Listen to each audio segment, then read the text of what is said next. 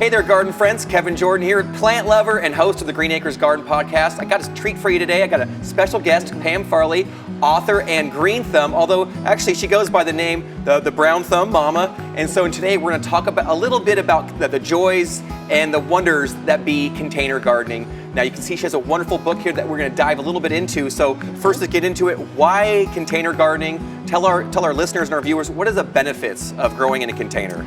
So container gardening is awesome because it's portable if you rent.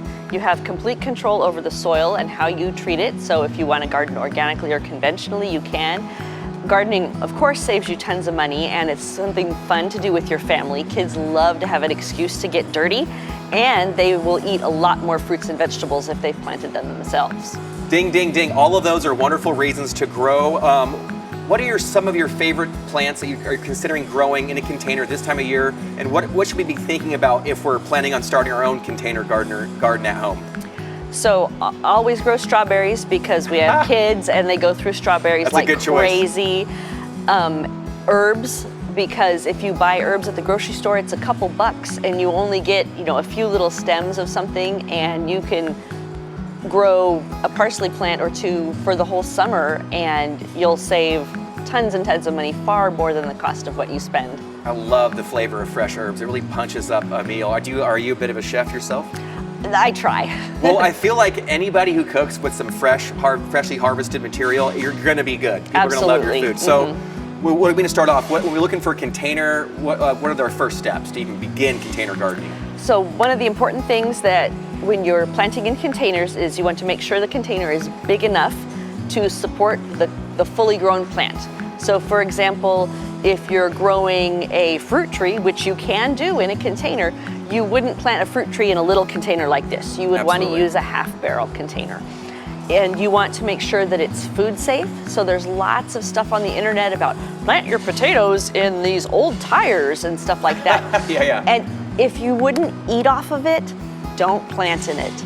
And I'm not going to eat my dinner off of a tire because there's just too many chemicals, and you don't know, and it's not worth Leave taking that the for risk. Your flowers. Exactly. And the last part is that it needs to have good drainage because plants don't like to sit in soggy soil, and if there's not a drainage hole in the planter, you can make one.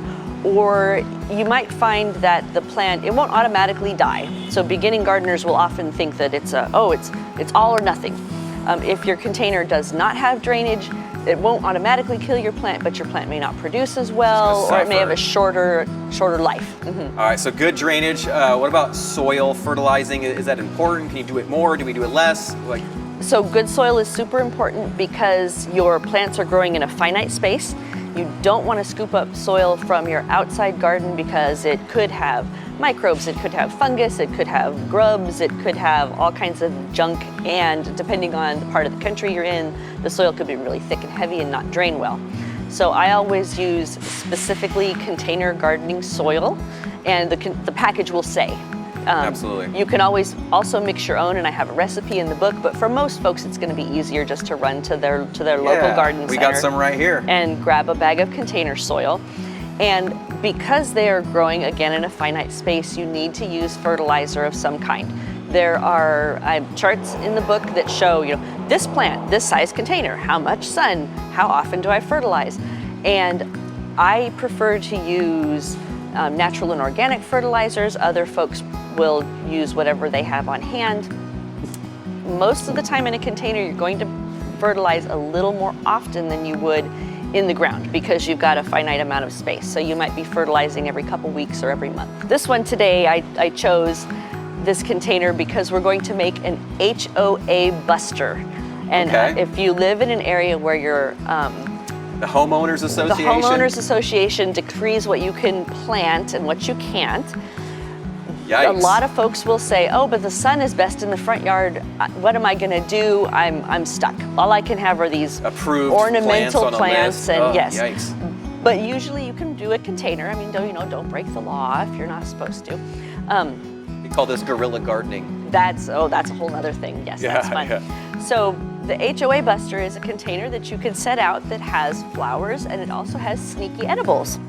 And the cool thing is that your neighbors, when they are walking the dog, and the nosy person who always tattles to everybody, tattles to the HOA, will just walk by and think, oh, what lovely flowers those are. Like, where's your sanctioned plants? Where's the approved plants? We're gonna operate on the higher plane here. Yeah, this is gonna be camouflage all here. right. Yes. So you can see we've got a nice container with good drainage, and we have some great container soil here. So I'm gonna just start scooping. Actually, I think I'll put the pot down here. So I always use Sure Start when I plant my seedlings and my seeds, because it helps them get a little extra boost of nutrients. Because if you think about it, again, with the finite sized container, they've been trapped in a little 4-inch pot for quite a while. They're hungry. So they need a little extra going. Can I give them a little bit? Is that okay? Absolutely. Like seasoning a chicken? Sure. Just something for the folks at home. And you'll notice that the container isn't completely full. And some I've seen, you don't have to fill it up to overflowing and then let the dirt just spill all over and the then floor. have dirt spill all over the place. So yeah, and this is an important point when you're planting a seedling. And there are step-by-step photos about this in the book, because everybody's been a beginner at one time or another. So there's no shame in not knowing how to plant a seedling, how to plant a seed. There's literally step-by-step pictures in the book about how to do that. There you go. Got to start somewhere. Exactly. So we've got our seedling here, and the first thing we want to do is make room in the pot for the plant to go in. So like a squirrel with its acorn. Exactly. And something else that I've seen that we don't want to do is we don't want to just yank it out of the top, because you could damage the roots and you could damage the plant. So what we're going to do is very nicely I like that you're over. talking about removing it from the container, because I've had a student one time just dig a hole and just plant the whole plant in the container in the hole. Dear. Oh that dear. was kind of funny. Okay. So now we want to kind of loosen up the roots a little bit. Don't be too aggressive. Much, but yes. And just tickle those roots. Just give them a little tickling. Set it down, and you can kind of see here, we don't want the soil level to be up too high, and we don't want it to be down too low. We're going to Goldilocks it, and we're going to have it be just about an right. inch from the top of the bowl there, give or take. And then we'll scooch this soil back around. That's a good point, because I've seen some people where they do their plants in their container, and it's like there's only like an inch of soil in the bottom, and now their plant's just hiding at the bottom of their container. Exactly. So we'll add the second geranium, same manner as the first.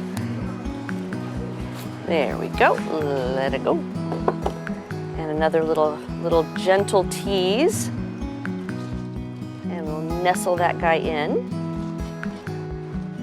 Oh yeah, these will get big quick. They'll come spilling out of this. They will, and these can be easily propagated from stems, so you could just break off a stem and stick it in the ground somewhere, and it'll just start going. Yeah, they're hard to kill. They're a fun one to grow. They are.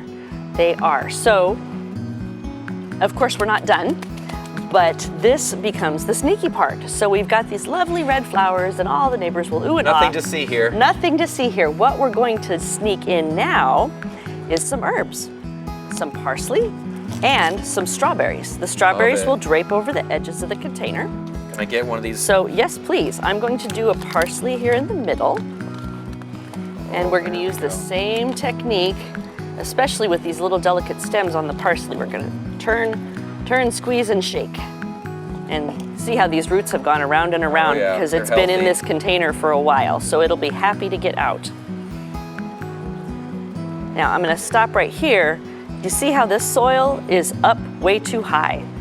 So that means I need to come in here and like dig down a little bit, because you want all of the soil to be at the same level.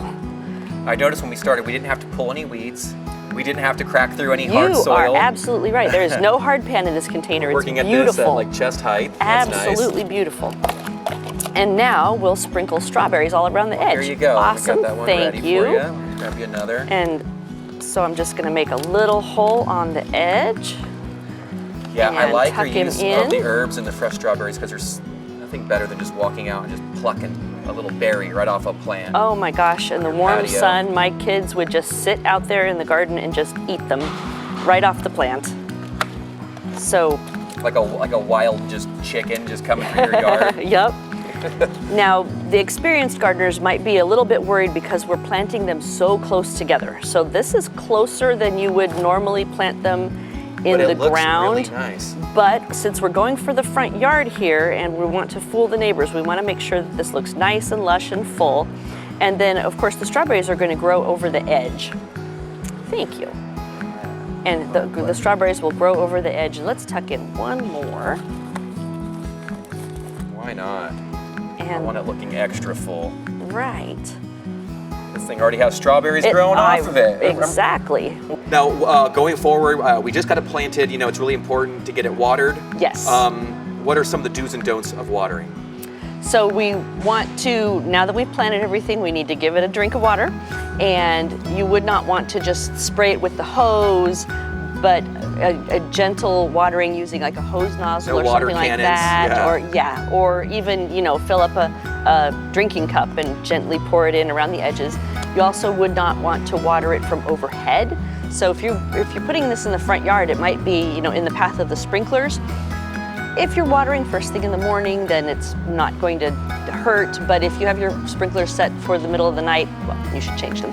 But if you have your sprinklers set for, you know, the evening or the middle of the night, you want to water this by hand. Watering from overhead could cause fungus and it could cause the leaves to be damaged. So it's better to just gently water the soil. Be very surface. deliberate with your water. What are some lasting ideas that you would want to leave to anyone watching who's considering starting out a garden, even if it's just one or two small containers? Absolutely. What are your last thoughts on how they should approach that?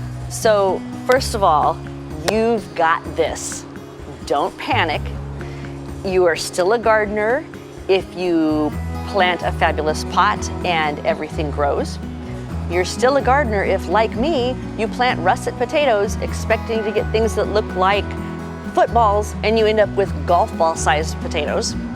I'm not a great gardener, but I try. That's why I say I have a brown thumb and not a green thumb. It is a constant learning experience, and just